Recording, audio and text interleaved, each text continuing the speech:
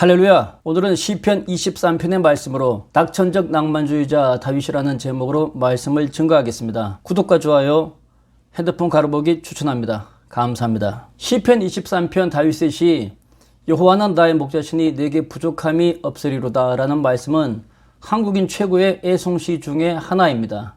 그림은 다윗이 수금을 손에 들고 양을 치고 있는 장면입니다. 다윗은 양을 치는 목자이면서 동시에 자신은 하나님의 어린 양이라고 고백합니다. 양치기 다윗은 물맷돌로 사자와 곰을 물리칠 수 있는 능력 있는 목자였지만 그것은 하나님께서 자신의 목자가 되어 주셨기 때문에 가능하다고 하나님을 찬양하는 것입니다. 시편 150개 중에서 73편이 다윗이 지은 것으로 성경은 증거하고 있습니다. 악기와 노래에 능한 다윗은 하나님의 도우심과 섭리, 하나님의 섭리가 깊이 배어있는 자연에 대하여서 항상 낙천적으로 낭만 넘치는 자연적 감사를 하나님께 드렸습니다. 다윗은 거룩하고 건강한 낙천적 감사가 충만한 사람이었습니다. 그림은 다윗이 선지자 사무엘에게 기름 부음을 받는 장면입니다. 집안 모두는 맏형 엘리압이 택함을 받을 것이다 라고 생각하였습니다. 그도 그럴 것이 맏형 엘리압은 출중한 외모를 지니고 있었고 투구와 갑옷과 방패를 들고 만반의 준비를 갖추었기 때문인 것입니다. 하지만 하나님께서는 사무엘의 생각과는 달리 뜻하지 않은 선택을 하셨습니다. 사무엘상 16장 7절 말씀에 하나님께서는 사무엘에게 내가 보는 것은 사람과 같이 아니하니 사람은 외모를 보거니와 나 여호와는 중심을 보느니라 라고 중심을 더욱더 강조하셨습니다. 이 말씀에 따라 선지자 사무엘은 덩치 좋고 보암직한 맏형 엘리압을 물리치고 들판에 홀로 남아 양을 치는 막둥이 다윗을 불러서 그에게 기름을 부었습니다. 다윗은 자그마한 자기 자신을 선택한 하나님의 선택에 대하여서 깊은 감사를 드렸습니다. 사도 바울도 이와 비슷한 고백을 했습니다. 로마서 5장 8절에 우리가 아직 죄인 되었을 때에 그리스도께서는 우리를 위하여 죽으심으로 우리에 대한 하나님의 사랑을 확정하셨다 하였습니다. 사실 우리 모두는 자격 없음에도 불구하고 제각각 달란트와 제각각 성령의 체험과 저마다 주어진 환경의 삶의 자리에서 사명으로 하나님의 부르심과 택함을 받은 사람들입니다. 우리 모두는 뜻하지 않은 하나님의 선택을 그리스도의 피로 받은 사람들인 것입니다. 소망이 간절한 사람은 그 소망을 이루기 위하여서 충만하게 기도합니다. 선지자 사무엘에게 기름 부음을 받은 다윗은 충만하게 기도하면서 하나님께서 자신의 앞날을 어떻게 열어주실까 하며 기대와 설레임이 가득하였습니다. 그러던 중 기대하고 소망하던 그 앞날의 문이 갑자기 다윗에게 다가왔습니다. 그 문은 바로 골리앗이었습니다. 많은 사람들에게 골리앗은 두려움의 장벽이었습니다. 하지만 기름 부음을 받고 기도하고 준비한 다윗에게는 그의 앞날을 여는 축복의 천문이었습니다. 놀랍지 않습니까? 사무엘상 17장 36절의 말씀에 다윗은 고백합니다. 주의 종이 사자와 곰도 쳤은즉 살아계시는 하나님의 군대를 모욕한 할례받지 아니한 이 블레셋 사람이리이까.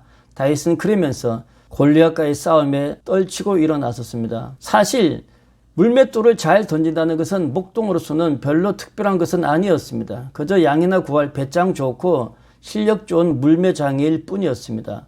아마 마을에서는 이 세 막둥이가 돌을 잘 던진다며 사자와 곰도 물리친데 앞으로 훌륭한 양치기가 되어서 부자가 될 거야 라는 정도로 밖에 평가되지 않았을 것입니다. 하지만 하나님이 쓰시고자 하면 그 물맷돌은 사자와 곰을 물리치는 것이 아니라 골리앗을 만나게 되면 이야기와 운명은 달라집니다. 다윗은 돌 5개를 거머쥐고 하나님께 간절하게 기도를 드립니다. 그리고 그 기도는 다윗의 물매로 말미암아 골리앗의 이마를 맞추게 됩니다.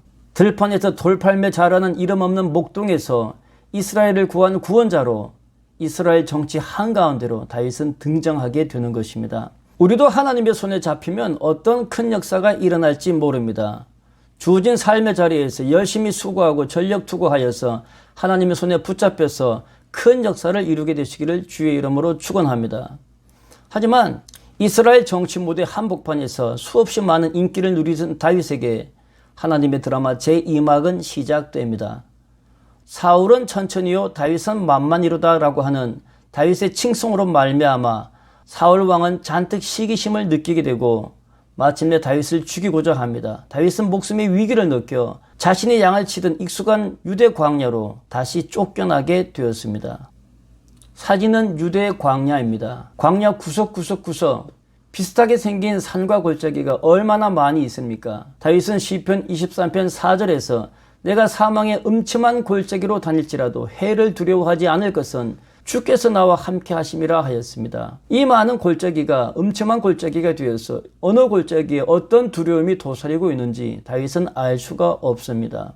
과거에는 사자와 곰으로부터 양떼를 지키는 목자였지만 지금은 자신과 자신을 따르는 무리를 지켜야 하는 광야의 망명자가 된 것입니다. 어느 골짜기에 어떤 위험이 도사리고 있는지 알 수 없는 이 유대 광야에서 다윗은 십수년 동안 사울의 추적자와 숨막히는 숨바꼭질을 합니다. 매일매일이 위험천만한 외줄타기였습니다. 이 길고 지루한 광야의 낭만, 기도하지 않고 하나님의 도우심을 입지 않고는 감당하기 어려운 위험의 연속이었습니다. 길고 지루한 광야에서 다윗은 항상 기도하였고 그때마다 도우시는 하나님으로 말미암아 낙천적으로 하나님의 도우심을 확신하며 감사하였던 것입니다. 어려움 속에 기도하시고 도우시는 하나님의 손길을 체험하시기를 주의 이름으로 축원합니다. 요즘 한국 영화가 해피엔딩으로 끝나는 것이 무척 많습니다. 우리는 해피엔딩을 좋아합니다. 결과가 좋아야 하지 않겠습니까? 그림은 진행되고 있는 도미노를 손으로 막는 장면입니다. 아슬아슬하지 않습니까? 광야의 도피 중에 사막의 밤은 얼마나 위험한 것입니까? 누군가 적과 내통하여서 부싯돌로 반짝 한 번만 하면 한밤중에 몰살당할 수도 있는 위험천만한 광야의 밤인 것입니다. 다윗은 자신을 추적하는 사울의 특공대와 숨막히는 아찔한 몇 번의 위기를 겪었고 끝났나 보다 싶을 때마다 하나님께서 자신을 붙드시고 지켜주시는 것을 여러 차례 체험했습니다.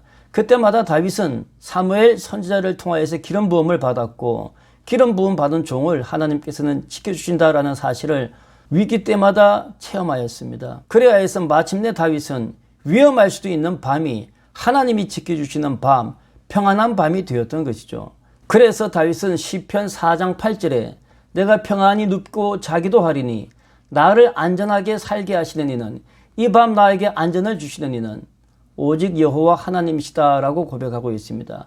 다윗은 항상 아슬아슬하게 그렇지만 결국에는 해피엔딩 하였던 것입니다. 우리의 삶이 위급한 도미노 같은 상황 속에서도 건져주시고 구해주시는 하나님으로 말미암아 해피엔딩이 되시기를 축원합니다. 그림은 사막의 밤 하늘입니다. 하나님의 도우심으로 편히 잠들 수 있는 사막의 밤. 다윗은 편안한 잠으로 세상을 덮어주는 하나님의 은혜와 섭리를 밤마다 체험하였습니다. 잠 못 이루는 밤이면 다윗은 사막의 밤에 달과 별에 그리고 어둠에 깊이 빠져듭니다. 요즘 밤하늘은 투명한 어둠으로 가득 차 있습니다. 옷을 든든히 싸매 입고 나가서 밤하늘의 별을 보면 아득한 신비로 빠져드는 것만 같습니다. 영롱하게 반짝이며 가물거리는 밤하늘의 별은 우리들에게 신비로운 감정을 더해줍니다. 이러한 것을 다윗은 매일 겪었던 것이죠. 땅거미가 내려덮이는 사막의 밤, 밤하늘의 별들, 동토하는 사막의 아침 햇살, 그리고 이슬들, 얼마나 아름다운 광경입니까?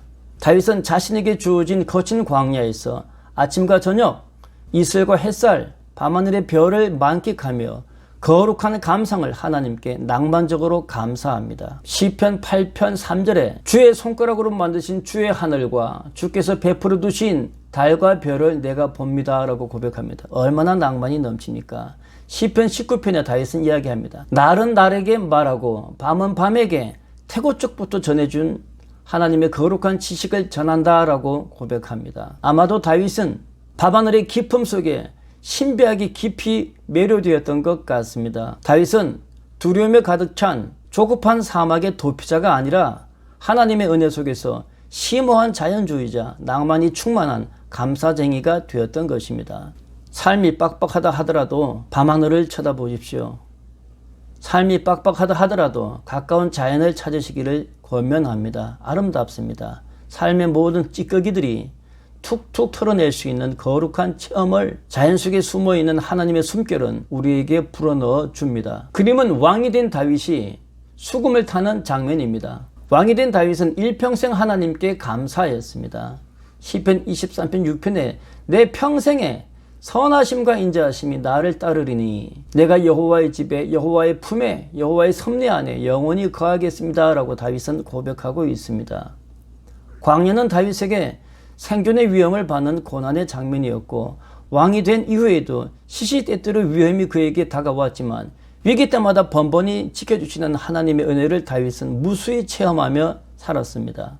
하나님께서는 왜 다윗을 고난의 광야로 집어넣으셨을까 생각을 한번 해봅니다.